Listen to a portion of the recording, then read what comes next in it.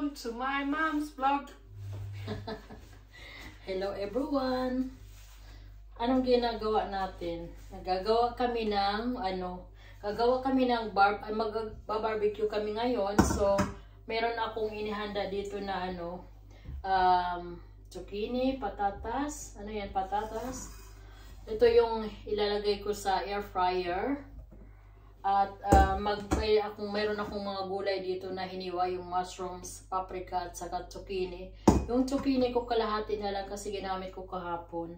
So ito pag i-mix ko lang at lalagyan ko siya ng oil at saka kunting pepper, salt, tapos mga herbs. At meron din akong dito, ilagay ko sa barbecue. Tapos ito yung saging. Tapos, meron ako ditong yung manok, yung chicken. Marinate ko siya. Tapos, meron din ako sa sausage. So, maghanda na tayo ng natin. Pang barbecue. So, ito yung yung gulay na ko. May paprika, may mushrooms at saka zucchini. Ang ginagawa ko dyan, marinate ko muna siya ng konting olive oil. Para siyang, anong tawag doon. Tapos, lagyan ko din siya ng konting suka. Ay, balsamico. So, suka, yung balsamico, yung ginagamit ko ito pang salad. Parang gagawin ko siyang salad. Pero iba-barbecue. Iano ko lang ito. Yung imamarinate sandali. Tapos lagyan ko ng bell pepper. Ay, ng pepper.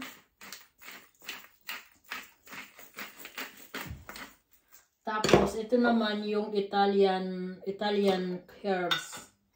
Konting Italian herbs. Kung gusto niyo ng asin, pwede maglagay ng asin. Pero hindi ako maglalagay ng asin. Ko lang, i-mix. Tapos, i-marinate natin.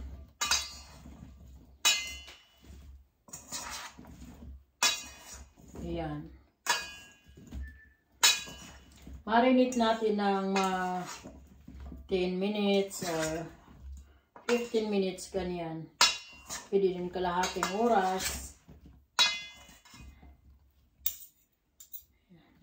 Mix ng maayos.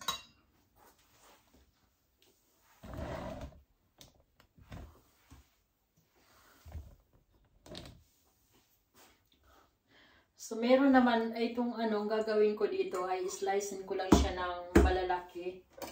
Ay, yung cubes ba? Tapos, ko yan siya sa air fryer. So, ganito lang yung kalaki. Maliliit naman ito. Yung isang subo lang ba? Hindi ko na rin tatanggalin yung kanyang balat kasi sabi nila yung vitamins ay nasa balat, meron din sa balat. Kaya hindi ko na siya tatanggalin. Tinatanggal ko lang yung minsan may mga itim-itim, yun lang tinatanggal ko, pero yung hindi na, gano'n na lang. Ayan. Isang subo. Isang subo na slice. Para hindi din siya matagal lutuin. So, ganito lang, oh. Yan. Ganyan. Ginawa ko lang siyang 4 kasi maliliit naman siya. Ito yung red na patatas. Ay, sorry. So, ang ginagawa ko lang po dito, meron akong dito yung ilalagay ko sa dito sa air fryer ko para hindi masyadong madumihan yung ating kasi mahirap maglinis. Lilinisan ko din naman, kaya lang para hindi na magtalsikan yung oil niya sa ilalim. So, ang ginagawa ko, inilalagay ko muna ito. Hinugasan ko siya ulit, tapos pinatuyo ko siya. Tapos saka ko siya ilalagay. sa loob.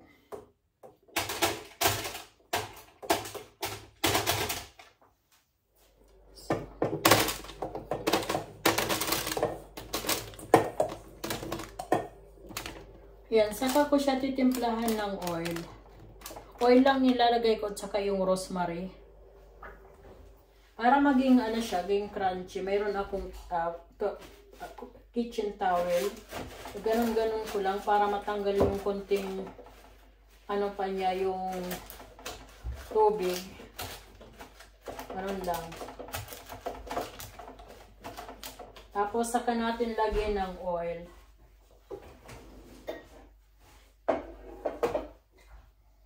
Ang gamit ko dito ay olive oil. Hindi din ako naglalagay ng asin. Lalagay ko lang siya ng rosemary at saka black pepper.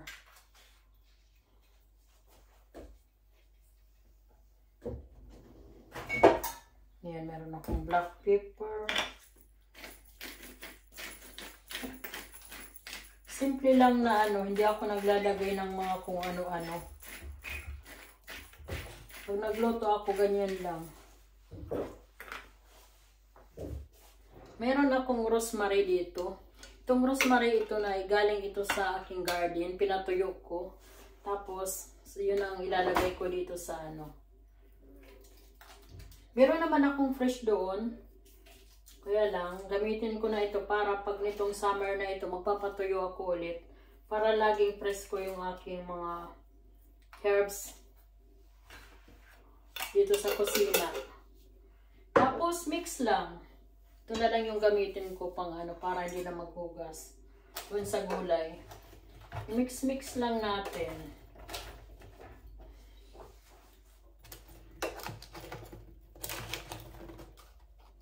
Tapos inaano ko ito ng 25 minutes or 25 hanggang sa 30 minutes. Ano na siya. Ayaw ko din ng sobrang crunchy kasi matutuyo yung natin patatas. Maganda yung lang. Medyo brown lang. Hindi yung sobrang brown na brown. Kasi hindi na siya juicy. Lang. Pwede na yan.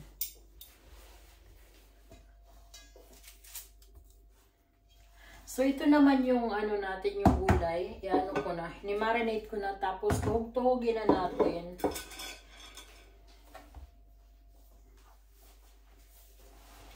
So, ganito lang yung ginagawa ko. Bihira lang ako mag-barbecue dito sa Pag kaming dalawa lang kasi ng asawa ko, minsan natatamad ako mag-barbecue kasi kaming dalawa lang. Pero pagka yung dito yung anak ko, madalas nagba-barbecue kami. Kasi malayo din siya eh. Malayo yung tinitirahan niya kaya hindi lagi nakakarating dito. Kaya sinasamantala ko pag nandito siya, nagba-barbecue. Dahil yung asawa ko ayaw niya ng mga kahit mga veggies, ayaw niya din. So, alis ka na. Listen up, Pulstation di Castle up. Ja. Okay. Bis gleich. Bis gleich. Kunin niya yung boyfriend niya sa kasi kasama namin mag-barbecue. So, ganun lang ginagawa ko. Malaking tuhog. Ang gagawin ko naman ito natuhog ko na lahat yung aking vegetable. So, ang gagawin ko dito dahil meron akong saba, hindi ko siya lulutuin kundi ko din ito yung tutuhogin ko din. Tingnan nyo, yung iba hinog na, yung iba medyo green pa. Kaya ang gagawin ko dito, hindi ko siya lulutuin kundi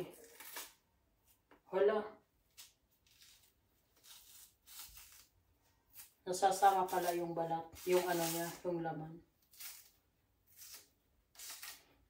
Ito hindi pa siya masyadong hinog. Lutuin ko kaya. na lang. Itong medyo hinog. Ayan. Tapos, ito yung ano ko sa ano. Yung barbecue. Banana Q. Tusukin. Ang ganon.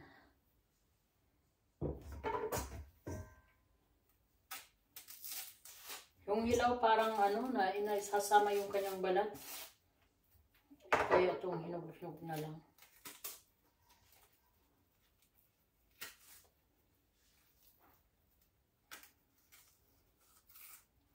Ayan. Na-miss ko ito. Hindi ako nakakabili ito lagi dahil ang mahal ng saging dito.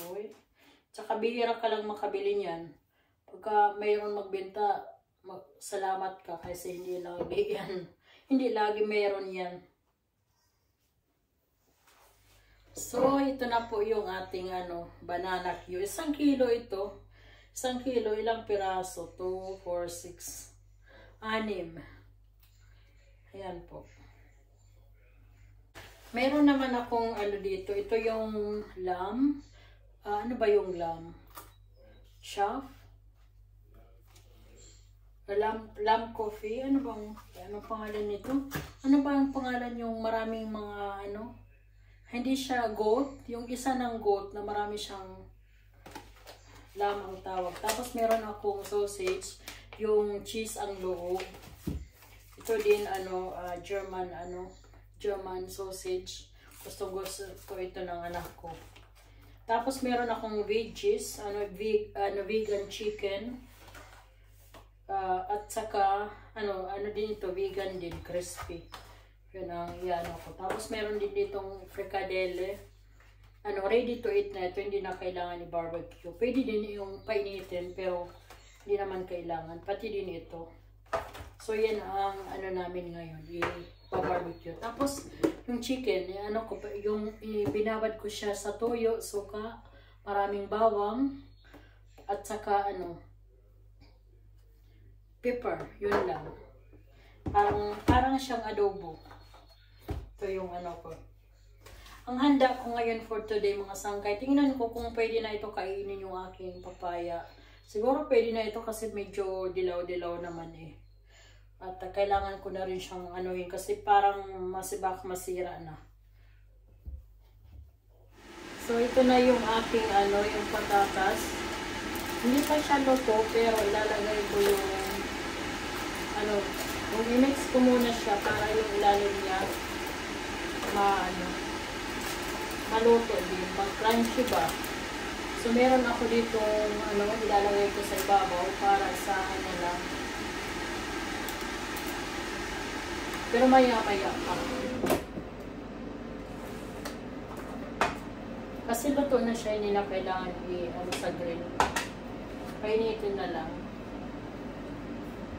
Dito nagluto din ako ng rice kasi rice is life. Hindi pwede mawala sa akin. Sila kakain sila ng patatas, ako naman yung kanin. Magkakanin ako. Yan ang aking asawa, tinutulungan niya ako ng dishwasher at tapos na. Habang ako'y busy doon magluto. Nandito yung anak ko. Pakita ko yung na kami dito dito kami kakain dahil sa labas medyo malamig pa. Kaya sabi ko dito na lang tayo sa loob kasi parang ulan din yung anak ko.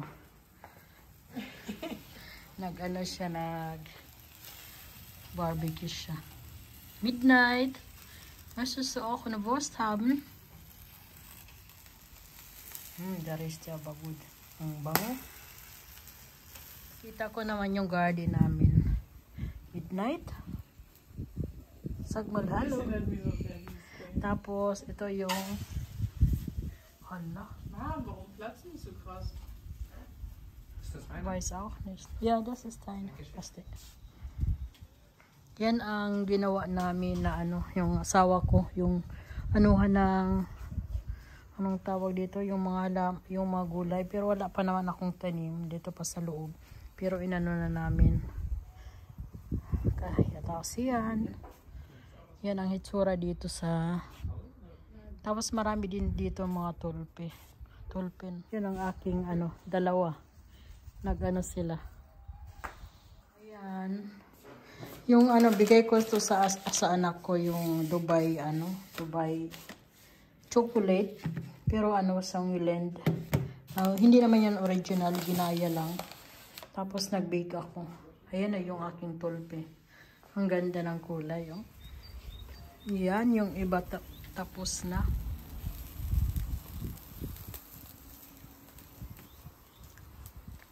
Masarap ng yung inano ko sa noon na chips.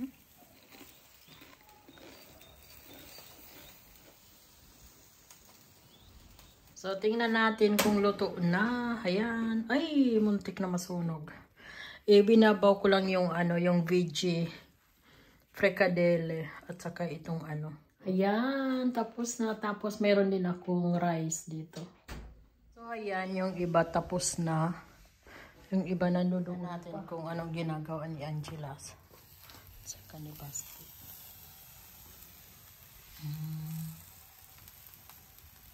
Alles aufgeteilt. Tingnan natin anong ginagawa ng asawa ko. Ayan, naglilinis ng aming handa. Keine Angst, es dauert euch nicht drauf. Ay, Entschuldigung. Das war's doch jetzt. Okay, yan.